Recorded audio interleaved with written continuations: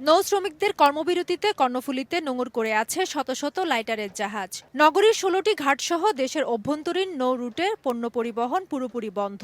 আমদানি পণ্য লাইটারিং বন্ধ হওয়ায় বহির্নোঙরে অলস বসে আছে ২৫টির মতো বিদেশি মাদার ভেসেল। এসব জাহাজে খালাসের অপেক্ষায় lakh lakh ton cement, clinker, তেল, চিনিসহ বিভিন্ন খাদ্যপণ্য।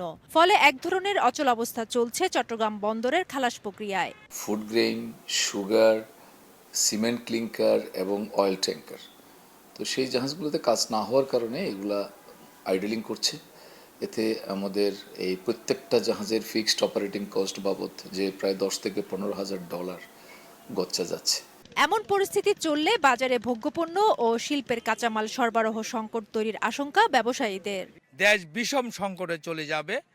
তাই আমরা আমাদের এই নৌপথের নিরাপত্তার জন্য যে দাবি দিয়েছি, আশা করি এই দাবিটা যেন আমাদের পূরণ হয়।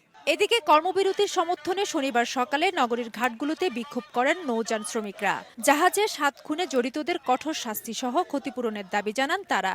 পণ্যের যে খালাস সেটি কিন্তু সম্পূর্ণ স্থবির হয়ে আছে এবং এটি যখন শুরু হবে তত করে এই পণ্যগুলো খালাস করে আবার নতুন করে যখন মাদার ভেসেলগুলোতে তারা পণ্য নিতে যাবে তখন কিন্তু একটা দীর্ঘ সারি হয়ে যাবে, কিউ হয়ে যাবে এবং এটার রেশ কিন্তু বেশ কিছুদিন টানতে হবে। কষ্ট হলেও আমরা বিচার চাই, কারণ আমাদেরও তো নিরাপত্তার বিষয় আছে এখানে। সঠিক বিচার না পাওয়া পর্যন্ত আমাদের লাগাতার আন্দোলন চলতে থাকবে। অচলাবস্থা নিরসনে সরকারকে দ্রুত পদক্ষেপ নেওয়ার দাবি সংশ্লিষ্টদের। ফেরদৌস লিপি, সময় সংবাদ, চট্টগ্রাম।